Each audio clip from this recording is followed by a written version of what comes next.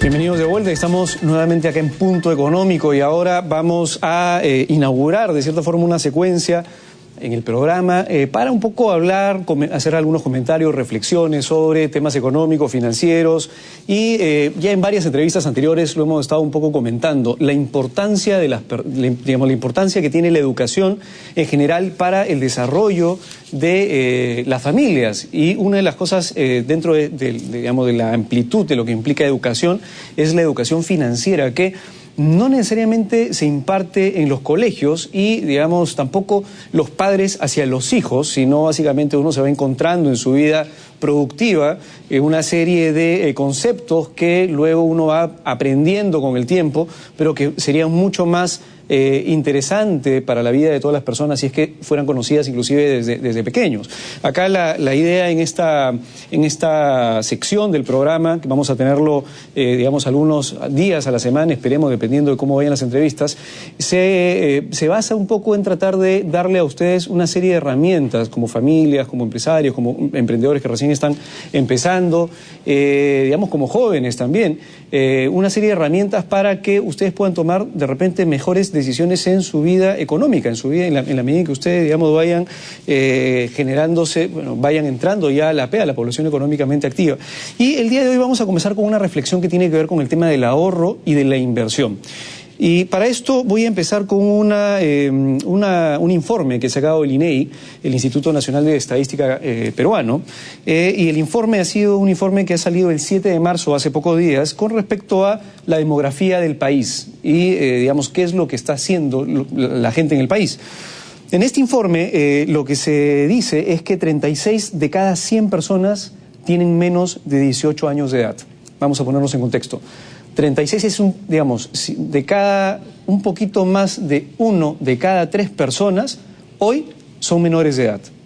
¿Eso qué significa? Esto es bien importante y esto tiene que ver con el tema del llamado bono demográfico. Nosotros en el país tenemos una ventaja, que tenemos bastantes niños, bastante gente, o digamos adolescentes también, bastante gente, bastantes peruanos de menos de 18 años de edad que dentro de algunos años y paulatinamente van a comenzar a salir digamos, a ser parte de la fuerza laboral del país. Obviamente, en la medida en que haya más gente entrando a la fuerza laboral del país, es muy probable que el crecimiento del país también sea más o menos, digamos, aumente el crecimiento del país, porque va a haber más gente produciendo dentro del país.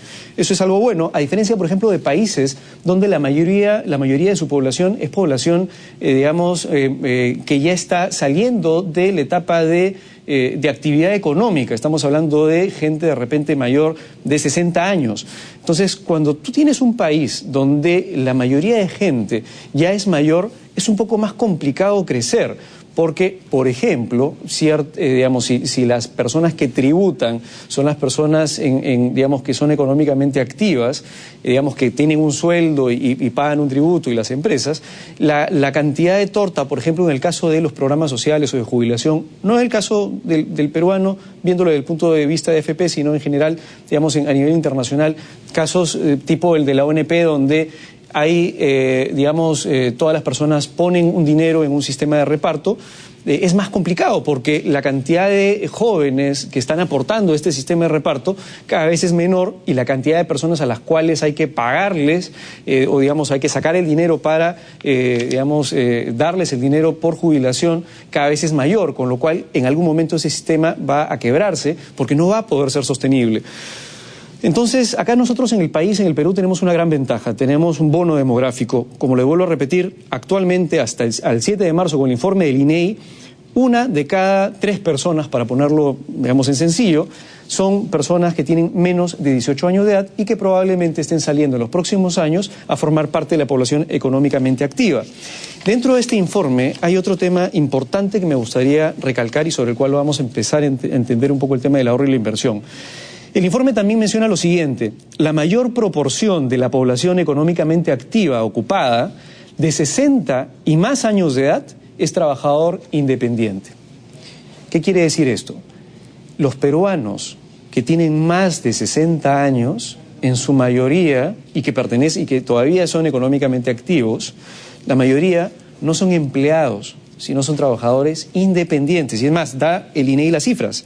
En el resultado de la encuesta del trimestre octubre, noviembre y diciembre del año pasado, la proporción de la población económicamente activa, o sea que está, digamos, trabajando, de adultos mayores que residen en el área urbana, no en el área rural, sino en el área urbana a nivel nacional, el 56% de las personas, o sea, más de la mitad de las personas que viven en el área urbana y que tienen más de 60 años, no son empleados, son trabajadores independientes.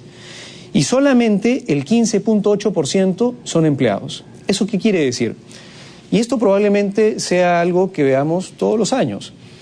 La gente de más de 60 años, de cierta forma, ya a partir de los 40, a veces les cada vez más complicado conseguir empleo. Y varias veces nos han enviado al Facebook también, digamos, personas, ¿por qué no tratan este tema? ¿Por qué no tratan el tema de por qué a las personas de más de 40 años, por ejemplo, se les hace muy difícil conseguir empleo? Y la respuesta es más o menos sencilla, en realidad. Si hay un montón de gente, un montón de niños que van a entrar a la población económicamente activa, a menos que el Perú crezca digamos, de una manera exorbitante, va a haber va a haber jóvenes y va a haber gente mayor tratando de conseguir un trabajo. Si 1 de cada 3 peruanos son niños que van a entrar a la población económicamente activa y hay, digamos, menos proporción de gente mayor de 60 años, digamos, las empresas van a tener que decidir a quién le van a dar el trabajo. O a una persona joven que está entrando o a una persona de mayor edad. Hay ventajas y desventajas, obviamente, en la contratación de ambas partes. Pero ¿cuál es el punto? ¿De quién es la responsabilidad de darle empleo a las personas mayores de 60 años? Si usted es un empresario que recién está empezando y su empresa comienza a mejorar y después de unos 5 o 10 años su empresa se hace bastante grande, interesante, tiene contratado a un montón de gente y usted tiene la posibilidad de contratar a gente mayor y gente menor, ¿qué decidiría usted? ¿Qué pasa si el gobierno a usted lo obliga a contratar gente mayor de 60 años? Pregúntese usted y respóndase usted. Vamos a volver luego de la franja electoral y voy a tratar de responder esta pregunta de una manera bastante amplia, tomando en cuenta algunos argumentos económicos para que entiendan la responsabilidad que todos tenemos en nuestra etapa de juventud para cuidar nuestra vejez. Y que mucha gente, al final, por vivir el día a día, descuida y nunca se hace esa pregunta. Así que lo que vamos a hacer hoy día es responder todos esa pregunta y vamos a ver qué opciones existen para que hoy pueda, de cierta forma, en el futuro, velar por mi propia vejez y no esperar que un tercero vele por mi propia vejez, o mis hijos, o el gobierno, o las empresas. Vamos a ir a la franja electoral y volvemos. El siguiente es un espacio que TV Perú brinda en forma gratuita y de acuerdo a ley a los partidos políticos con representación en el Congreso. De acuerdo al sorteo realizado por la ONPE, este espacio estaba asignado al partido Unión por el Perú, el cual no ha cumplido con suministrar el material de difusión correspondiente. Este fue un espacio que TV Perú brindó en forma gratuita y de acuerdo a ley a los partidos políticos con representación en el Congreso.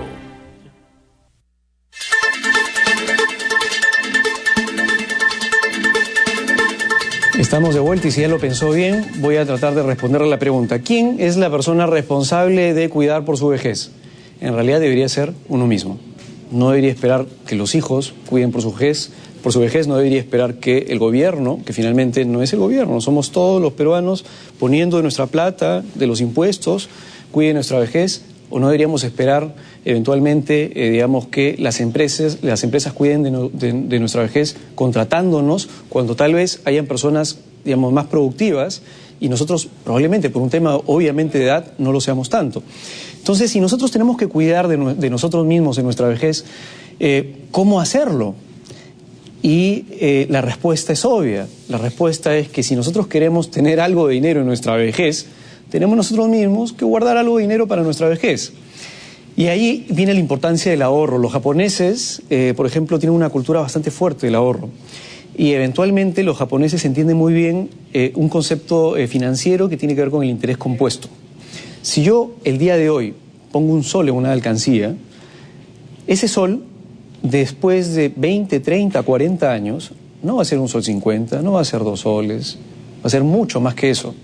El interés, la tasa de interés, así yo lo meto en un depósito, digamos, en el banco, hace que se capitalice mi dinero de una forma bastante grande, dependiendo obviamente de la tasa de interés, pero así sea 1% de tasa de interés, en la medida en que lo guardo muchos años. Por eso es que un sol hoy día no vale lo mismo que un sol dentro de un año, y mucho menos que un sol dentro de 40 años. Por eso es importante el ahorro. Por ejemplo, en la cultura japonesa se ve mucho el tema del ahorro. Y Ben Bernanke, que es uno de los, digamos, el presidente de la FED en Estados Unidos, lo que vendría a ser el BCR, escribió un libro que se llama Principio de Economía, donde hablaba básicamente que las personas ahorran por 3 motivos. Básicamente por 3 motivos. Y pregúntese usted si está ahorrando por alguno de estos 3 motivos. Y si es consciente de eso. La primera es, digamos, se le llama el ahorro del ciclo vital. ¿Por qué? Uno ahorra para cuidar su vejez, pero para cuidarse a uno mismo, finalmente. La segunda forma, el segundo por qué la gente ahorra es lo que se llama el ahorro legado. Yo ahorro, de repente no tanto por mí, porque no me interesa si en el futuro, digamos, vivo tan bien. A mí lo que me interesa son mis hijos. Y comienzo a ahorrar, digamos, para darle una mejor vida a mis hijos y a mis nietos, y así sucesivamente, y de cierta forma romper lo que en mi árbol genealógico fue un tema que todo mi papá y mi abuelo, etcétera, todo el mundo llegaba viejo y llegaba con problemas económicos. Y por último, por un tema de precaución. La gente también ahorra porque quiere guardar pan para mayo, digamos, y más que eso quiere guardar plata por si hay problemas. ¿Qué pasa si mañana se enferma mi mamá, se enferma mi hijo? ¿Qué pasa si mañana tengo un accidente? Por precaución. Y hay 2 efectos que son importantes, digamos, psicológicamente, para que la gente haga más o menos ahorro. Uno tiene que ver con el tema del autocontrol. La gente usualmente no ahorra. ¿Por qué? Porque no se controla a sí misma, y es normal. Psicológicamente no estamos hechos, digamos, para ser muy controladores con nosotros mismos. Y por otro lado, el efecto de demostración. A veces no ahorramos porque queremos consumir lo máximo posible hoy. ¿Por qué? Porque tenemos que demostrarle a todos nuestros amigos, a la sociedad, que tenemos o tenemos el mismo carro, la misma casa o nuestros hijos van al mismo colegio. Es ese efecto de demostración, es un tema psicológico finalmente. Pregúntese usted por qué ahorra. Lamentablemente el tiempo ya se me fue. En el próximo programa vamos a hablar un poco de la siguiente parte, que es la inversión que se nos ha quedado en el tintero, y la idea es que usted sepa qué posibilidades tiene en todo caso para que ese ahorro se convierta luego en inversión y tener la máxima cantidad de dinero para que viva tranquilo cuando sea viejo.